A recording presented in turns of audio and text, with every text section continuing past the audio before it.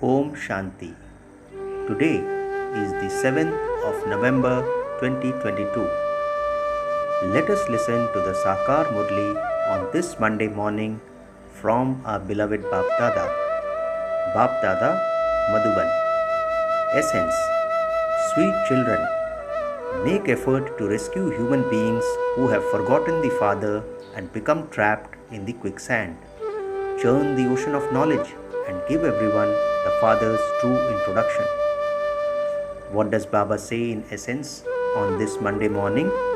Sweet children, make effort to rescue human beings who have forgotten the Father and become trapped in the quicksand. Churn the ocean of knowledge and give everyone the Father's introduction. Today's question: which religion does the Gita scripture belong to? What significant things are to be understood from this? In answer, Baba says, the Gita scripture is the scripture of the Brahmin deity religion. It is said, salutations to the Brahmins who become deities. You wouldn't call it just the scripture of the deity religion because deities don't have this knowledge. Brahmins listen to the knowledge of the Gita and become deities, and it is therefore the scripture of both the Brahmins and the deities. It is not said to be a scripture of the Hindu religion. These things have to be understood very clearly. Incorporeal Shiv Baba himself and not Sri Krishna is giving you the knowledge of the Gita. Today's song is, neither will he be separated from us, nor will our hearts feel sorrow. Om Shanti. Baba sits here and explains to you children very well. Which father? The Father from beyond this world. A worldly father wouldn't have so many children. The Father from beyond has so many children, that is souls, who remember him and call out to him. O Purifier, bestower of salvation for all. O Supreme Father, Supreme Soul. So they call out to him as their Father. It is incorporeal God, the Supreme Father, the Supreme Soul, who speaks. There is only the one incorporeal God, not two. It is in the intellects of you children that God is the highest on high. Where does he reside? Baba says he resides where the souls reside. When you say Ishwar, Prabhu or Bhagwan, that is God, it doesn't have the feeling of claiming an inheritance of happiness. When you say Father, you remember the inheritance. However, people don't know the Father. According to the drama, the people of Bharat bring degradation to themselves by following Ravan's diktats. Therefore, first of all, explain that Brahma, Vishnu and Shankar are beings with subtle bodies, whereas human beings are those with corporeal bodies. However, no being with either a subtle or a corporeal body can be called the Father. Only the incorporeal Supreme Father, the Supreme Soul, is called the Father. What mistake was made that took them into degradation? Baba replies that by listening to the true Gita from the Father, there is salvation. Therefore, first of all, give the Father's introduction to anyone who comes. This is the main thing. But it doesn't sit in anyone's intellect, and this is why Baba has had this poster printed. Is the child Krishna, or is the Supreme Father, the Supreme Soul, the God of the Gita? Which religion does the Gita scripture belong to? It is right that it belongs to the Brahmin deity religion, just as the religious scripture of the Christians is the Bible. Similarly, the Gita wouldn't be the scripture of just the deity religion. The Brahmins also have to be included. It is said, salutations to the Brahmins who are to become deities. Baba has told you that the deities don't have knowledge. They don't even know that the Gita is the scripture of their religion. Brahmins have knowledge. The Gita wouldn't even be called the scripture of just the Brahmins' religion because the Father establishes both religions. This is why it is said to be the scripture of both religions. There, people say that the Gita is the scripture of the Hindu religion. They even say that it is also the scripture of the Arya religion. Dayanand established the Arya Samaj in 1875. That is a new religion, but they don't belong to the deity religion. The main thing is, who is the God of the Gita?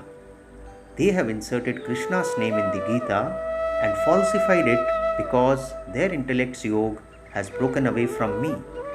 Look how many things they have shown in the Gita and how there is so much respect for the Gita Pathshalas. The deity and Brahmin religions have now disappeared. Worshippers say salutations to the Brahmins who are to become deities. They don't know how the Brahmins became deities. Who will tell them this? The father says, I make you into the mouth-born creation of Brahma and then make you into deities. Therefore, the Gita is the scripture of the Brahmin and deity religions. You can't say that it belongs to just the deity religion because Lakshmi and Narayan don't have knowledge. These things have to be understood, but who will explain them? Shiv Baba tells you that the flames of destruction emerge from the sacrificial fire of the knowledge of Rudra. There is so much difference between the sacrificial fire of Rudra and that of Krishna. After this sacrificial fire of knowledge, there won't be any material sacrificial fires in the golden age. Now they create sacrificial fires to remove their calamities. There are no calamities there, meaning in the golden age, for which they would have to create a sacrificial fire. In the Gita, it mentions the sacrificial fire of Rudra, and it also says God speaks. Therefore, the truth in the Gita is like a pinch of salt in a sack full of flour. All the rest is false. Shiv Baba does not churn the ocean of knowledge. It is Brahma and the Brahma Kumars and Kumaris who have to do that. At this time, people are completely trapped in quicksand. It requires a lot of effort to get out of quicksand. This is why they call out to the father. The father says, you have to conquer Ravan, the 5 vices. Then, in the golden age, you living beings are in happiness. Whenever you go to a spiritual gathering, you can ask them about these things. There is no question of being afraid. All are in darkness. Death is just ahead, whereas they say that 40,000 years of the Iron Age still remain. That is called extreme darkness. Baba says all of them are sleeping in the sleep of Kumbhakarna. It is said that God comes to give the fruit of devotion and that He gives salvation. Therefore, you must be in degradation. If the name of Shiva, the Supreme Soul, were mentioned in the Gita, everyone would accept him. So, it was truly the incorporeal one who taught you Raj Yoga. There is no question of a battlefield. How could he give such great knowledge on a battlefield? How would he teach Raj Yoga? There are 4 main religions and there are 4 religious scriptures. There are now innumerable religions, scriptures and images. It is now in the intellects of you children that Shiv Baba is the highest on high, and below him there are Brahma, Vishnu and Shankar. And then in the corporeal world there are Lakshmi and Narayan and then their dynasty. At the confluence age there are just Brahma and Saraswati. That's all. When people create a sacrificial fire, they create a lingam of Shiva, worship it and then sink it. They even worship images of goddesses and then sink them. Therefore, that is the worship of dolls, because they don't know their occupation. His praise is that He is the purifier. So, how does He purify impure souls? You yourselves, Baba says, you yourselves now have to awaken and also awaken others. That is, you have to give everyone the Father's introduction. They don't know the Father. Those people simply earn money by telling religious stories. What happens through that? Baba is asking. You can also go to the Vidhut Mandali and explain to them. Everyone will definitely have to die in this war. The flames of destruction continue to emerge from this sacrificial fire of the knowledge of Rudra. They continue to write about how they have created so many big bombs. Therefore, destruction also took place through them in the previous cycle. In the previous cycle, it isn't that they disposed of the bombs at sea. So, destruction still has to take place. They speak of those who have divorced intellects at the time of destruction. Who has this? Baba is asking. The Kauravas and the Yadavas. It is now government of the people by the people. Therefore, have hundreds of thousands of posters printed in all languages. You definitely have to print them in English. Continue to distribute them wherever there are Gita Pathshalas. Your address should also be written on the posters. The father gives directions, but it is up to the children to follow them. It is written Shiv Baba. So Shiv Baba is the father and Brahma is also the father. Therefore, Baba says, you children are to receive your inheritance from Shiv Baba and not Brahma. Even Brahma receives it from him. Baba has explained a lot that you must first of all write the father's accurate introduction in the Gita magazine.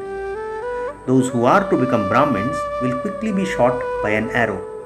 Otherwise, when they are given something, they throw it away. Just as if you give a book to a monkey, it would immediately throw it away. It wouldn't understand anything. This is why the father says, give this knowledge to my devotees and those who study the Gita. In that too, it is those who have it in their fortune who will understand. The father says, this is hell. All the children who are born here continue to cause sorrow for one another. They continue to bite one another. They have shown a river of poison in the Garud Purana, but that really doesn't exist. This world is hell. You children know that you were the residents of hell and have now become residents of the confluence age, and that tomorrow you will become residents of heaven. This is why you are making great effort. Acha.